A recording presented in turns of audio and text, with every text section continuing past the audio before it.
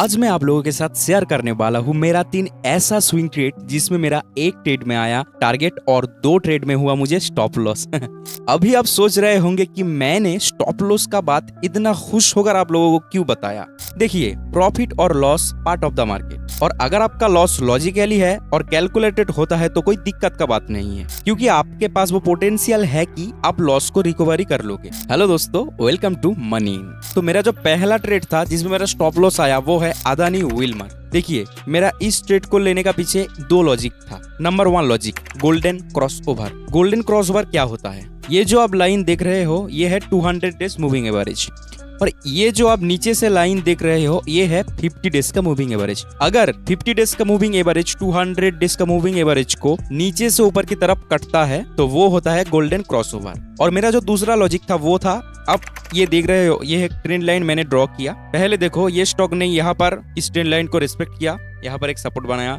दूसरा टाइम यहाँ पर रिस्पेक्ट किया, यहाँ पर भी एक सपोर्ट बनाया, और यहाँ पर सपोर्ट बनाकर एक बहुत ही अच्छा बड़ा ग्रीन एक बुलिश कैंडल फॉर्मिंग किया, और मेरा इस जगह पर ही एंट्री बना था। और मेरा जो एंट्री लेवल था वो 378 के आसपास था, और मेरा जो टारगेट था वो 400 लेवल के आसपास था। पर शायद मार्केट को मुझे प्रॉफिट इस स्टॉक में नहीं देना था, इसलिए देखो यहाँ पर एक ग्रीन कैंडल, उसके बाद रेड कैंडल, उसके बाद फिर से एक ग्रीन कैंडल आया। तो मैंने सोचा कि यहाँ से एक फिर से बाइंग आएगा, पर देखो उसके बाद ही दिन एक रेड, फिर से रेड, फिर से रेड, फिर से रेड, फिर से रेड, ऐसे करके जब वो ट्रेंड लाइन के पास आ रहा था, जब रिट्रेस लेकर स्टॉक उस ट्रेंड लाइन को ही अपना रेजिस्टेंस लेवल बना रहा था, और मेरा फाइनली जो स्टॉप लॉस हुआ वो 6.5% स्टॉप लॉस मुझे इस स्टॉक में हुआ, क्योंकि यहाँ पर एक सपोर्ट जोन था, इसको भी ब्रेक कर रहा था। तो मैंने इस कैंडल पे ट्रेड कट कर दिया और स्टॉप लॉस लेकर चुपचाप मार्केट से निकल गया। तो नेक्स्ट जो मेरा दूसरा स्टॉक है वो है टोरेंट पावर। मैंने अगले वीडियो पर ही बात किया था इस स्टॉक के बारे में कि ये स्टॉक जो है ना, एक सिमेट्रिकल ट्रायंगल चार्ट पैटर्न का ब्रेकआउट दिया है। आप देख सकते हो मैंने इस कैंडल पे बाय किया था और इस कैंडल पे इसको बेच दिया था।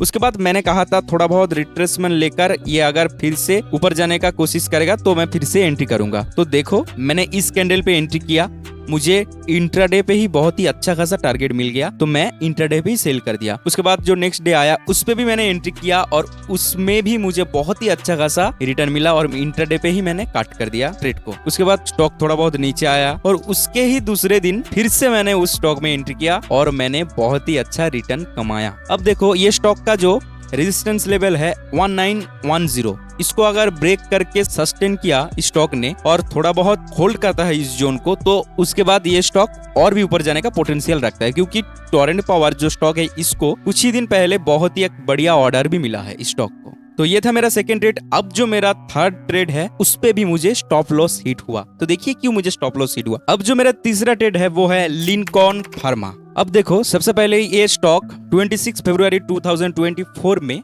एक हायर हाई बनाया था। उसके बाद स्टॉक में एक प्रॉफिट बुकिंग आया और स्टॉक में बहुत ही अच्छा खासा गिरावट हुआ। अब देखो, उसके बाद स्टॉक ने होल्ड किया इस जोन को और उसके बाद रैली देना शुरू किया। अब ये जो पैटर्न बनाया है इसको कहते हैं राउंडिंग बॉटम पैटर्न। ये एक बुलिश रिवर्सल पैटर्न होता है। ये देखो, ये स्टॉक ने 4 सितंबर 2024 में उसका जो रेजिस्टेंस था फरवरी मंथ का उसको ब्रेक किया, और ब्रेक करके थोड़ा बहुत रिट्रेसमेंट लेकर उसी जो रेजिस्टेंस जोन है उसमें होल्ड कर रहा था। पहले देखो, यहाँ पर एक सपोर्ट बनाया और यहाँ पर भी एक सपोर्ट बनाया। उसके बाद जो है एक बुलिश कैंडल फॉर्मिंग किया, और मैंने इस बुलिश कैंडल पर ही एंट्री किया था, और मेरा जो एंट्री लेवल था वो 778 का था, और मुझे ऐसा लग रहा था कि यहाँ से एक बाइंग आएगा, क्योंकि फार्मा सेक्टर जो है अभी के टाइम में बहुत ही अच्छा परफॉर्मेंस दे रहा है। यहाँ से मेरा टारगेट था 850 का, और मेरा स्टॉप लॉस जो था वो 727 के आसपास था, क्योंकि यहाँ पर ही एक सपोर्ट जोन था। अगर इस सपोर्ट जोन को ब्रेक करेगा तो नीचे आने का चांस रहता है, और यहाँ से रिवर्सल भी कर सकता है। इस पे भी मुझे 6.4% के आसपास लॉस हुआ। तो मैं हर वीडियो में कहता हूँ कि आपका